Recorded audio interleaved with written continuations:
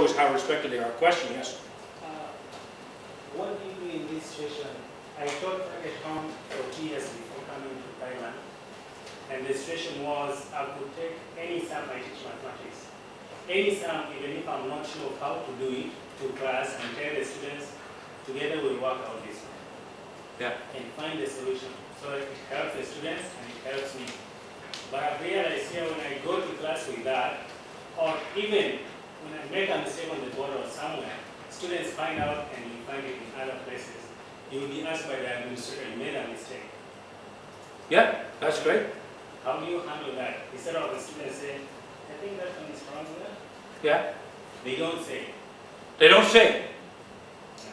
But how? Pick out negative aspects of you. It's like they're looking out for the negative part of you. Oh, okay. I think that, you know, one of the best ways to kind of deal with that sometimes, because I know what you're talking about, there's students that if they see that you're doing that, they'll see it as kind of a way to attack you, is I kind of, sometimes you can deal with that with humor. You know, if you can just kind of say, oh, that's great, you noticed that you don't like my tie today. Now, can we get back to what we're talking about? Just sort of, because what you're doing, in some cases, that's a student looking to get a reaction from you. Does that make sense? And if they don't get it, they'll often just drop the issue, because it's not worth it. If they get a reaction, then they're happy. They'll do it again and try it again sometime, right? But if they don't get a reaction, and you know what? You'll blow it sometimes. I've seen students like that, and you know, if the student catches you on a bad day, you know what I mean? You react. Normal. We're human beings, right? But as a general rule, try to avoid the reaction, right? And just sort of take a pause and then kind of deflect it a little bit, and then go back to what you're talking about. And if the students see that you're not kind of paying any attention to that, it's sort of like what in psychology I believe they call that shaping of behavior. It's like the less attention you give to something, the more you sort of diminish it and get rid of it, and then you're giving attention to something else, and you're gaining more and more of that type of behavior. Does that make sense? Okay? I'm not saying it's always going to work, but as a general rule, that's sort of an approach you can take. If it persists, and you know, that may be a student that you have to deal with separately. You know, there could be phone calls required or disciplinary issues, because of course there are students that happens.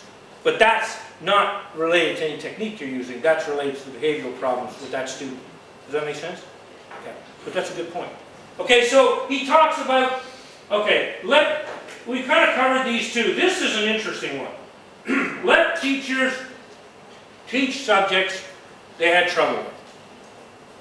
Now I want you to think about that for a second. I'm going to sort of give you about a half a minute to think internally. We're just going to be quiet, okay?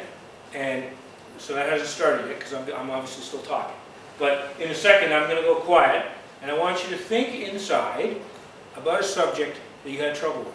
And I have a feeling that that's going to be fairly easy for most of us. Some of you guys probably are brilliant in all subjects. I know there's probably students like that in here, and it may be tough for you. So if that's your case, try to think of another skill. Maybe a sport, maybe something that you've never tried.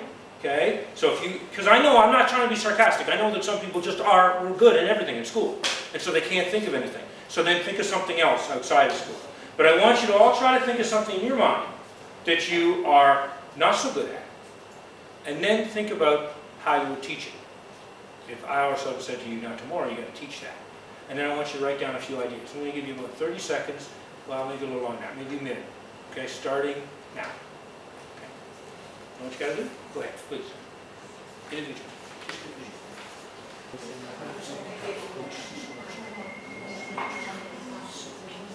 Okay, 2 seconds, 1, time. Okay, so, question? Okay, so let me ask what it was for you, and then what would you do if you had to teach it? Okay, and I've already had somebody say, well, I challenged this idea because and you know what? It's a very challengeable idea. This is not gospel, okay? But I think you're going to see something here as we talk about this. So just have patience and hang in there a little bit, and I think as we discuss this, you'll see some things. Okay, Gaia, you want to tell me? Yeah, I have an example about this, really. Okay, but can you talk about, first you can talk about with yours? Your own? What it was for you? No. Okay, let's get the example after, okay? Because first I want personal reactions. I want people to say what it was for them, and then what it was, what they would do. Okay, but yours is going to be, you're the against it. Let's get the against it after, okay? Okay, that's okay, that's okay. It's just that I know he's got another side, which we'll talk about, but not till after. Marcin, please. Chemistry? Okay, good. You had trouble with chemistry, and what would you do for teaching it? If I were to teach it tomorrow, I don't know, I would probably go for the books, right, and study from the books. That's the only, or maybe if I have a colleague teacher who could help me out.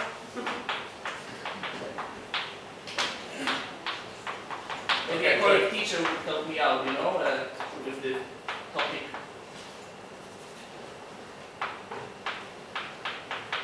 Okay, good. Thank you. Another person. What it was for you? Okay, yes, please. Physics. Okay, good. What would you do? I would maybe consult a physics teacher, someone who actually teaches it. Okay, good. Anything else?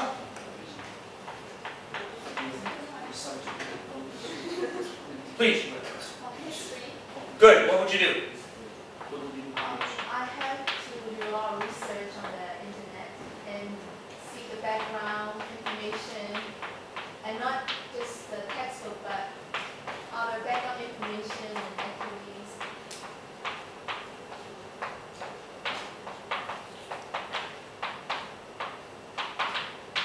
Thank you. Good. Okay. Yes. Science. Good. What would you do? I think I'll try and look up some of the student work before, or look at the journals, something like that, and also read books and teacher's guide.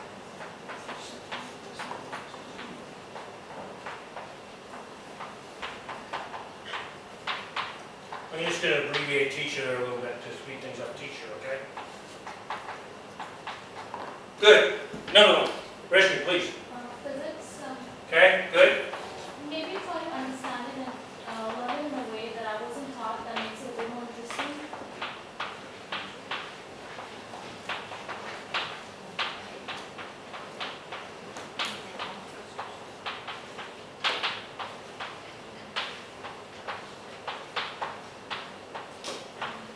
Good, thank you. Another one. Mathematics. Pardon? Math. Math. Okay, good. What would you do? Teach kindergarten. Okay, teach at a lower level. Fair enough. Okay, that's okay.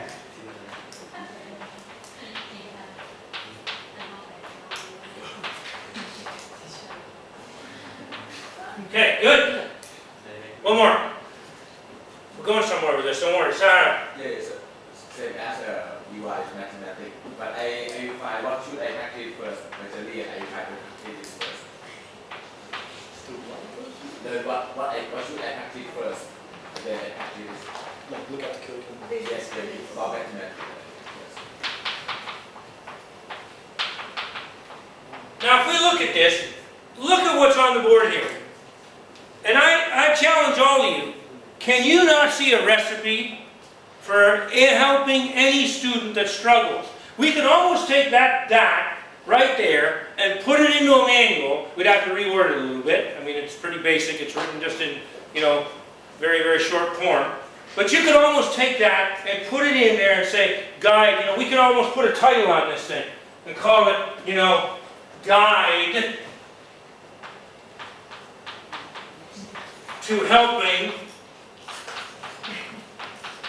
I'm going to make a title and then you see if you disagree with me. Guide to helping struggling students. Isn't that what this would be? Let's look at this. Let's look at this and talk about it for a minute. But Okay? can I make a point? Pardon? Can I make a point? Because my time is. Yeah, go ahead.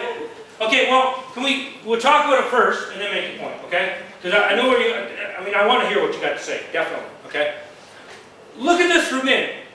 Think about it. Guide to helping struggle. If you teach students these skills, you do them yourselves and you teach students looking at books, looking at key books, not textbooks, background books in the area of study, whether it be history, whether it be math, whether it be geography. You can go to the basic books that are out there. A lot of kids today don't like to read books. They just want to do internet research. But there's foundational books that you can read. right, in an area. So you do that. If you, we'll look at this one, look at number 2 and number 3. Colleagues help, I didn't number them, but the second and third bullet points. Colleagues help and consult an expert. What better model is there for a student than to see a teacher saying, I'm not sure how to do this, I need to get help. So they go and they talk to other students, okay? Or sorry, they talk to, sometimes yes, other students, but they talk to other teachers, right? And if you're teaching that by doing it to your students, with your students, they will feel better, won't they, about going out and getting help themselves. Okay, look at the next one. For history, net research, background, outside information. That's all great sources of information. And it's also, look at the person saying go to sources that are different. When we talk about textbooks and how limited they are, like I talked about the issue of the Khmer people and how what happened to them, if their history is not really told accurately in the West at all, right? Guess what? If you go and look at other sources, if you look at a translation from the Khmer writing somewhere, you're going to get a different opinion, aren't you? Right? About what's going on. Isn't that a useful thing to teach students? Science, looking at the student work. Wonderful. What can the students do? What do they know how to do? You know that you had trouble, so you look at what they've done, what they can and can't do. Okay? Journals, books, teacher guides, all of these are sources that we often, when you're good, you tend to blow it off. I know all that stuff. But when you're not so good, you have to, it's like, you know, somebody that knows how to build a model, right? They don't even look at the instructions, and then they build the model wrong because there's a few pieces missing, or at the end there's a couple of extra pieces and they're not extra pieces. You put something together wrong, you have to go back and do it again, right? Somebody that's not very good, what do? They go right through all the instructions. What's your average student need? They need to know how to go through the instructions, right? So this third assumption, or, well, it's not really the third one, but we're not really numbering them. But letting teachers teach subjects they had trouble with, this is a very powerful idea. Not that we're necessarily going to do this, and Mark's going to tell us why we might not do it in a minute. And that's wonderful. We might not necessarily do it, but it's a mindset. Does that make sense? That's why I said to all of you, stop. Everybody think about it. Think about something you had trouble with, and then what would you do if you had a teaching? You know what? That's a great strategy for a subject that you're good at. Pretending you're no good at it. Put yourself in the position of a kid that's not very good at it. And think, what does that student need? Put yourself in that student's shoes. Know that the basic assumptions that you make, that student can't make them. They don't have the skills. Does that make sense? This strategy is not necessarily, and like I say, Mark's going to explain to us why we might not do it in a minute. We're not necessarily going to do this, but it is a way of thinking. It's a mindset that you can use to help students. Okay? Like I say, these all challenge the conventional wisdom, every one of them. Okay? If you go through and you look, okay, physics, look at this one. Learn differently from how I was taught, the person said. If they tanked physics, if they were poor in physics, the chances are it wasn't taught to them in a way they could learn it. Remember the VAC attack that we talked about. Okay? Visual, auditory, kinesthetic. And remember the intelligences from Gardner. They probably had a different way of learning it.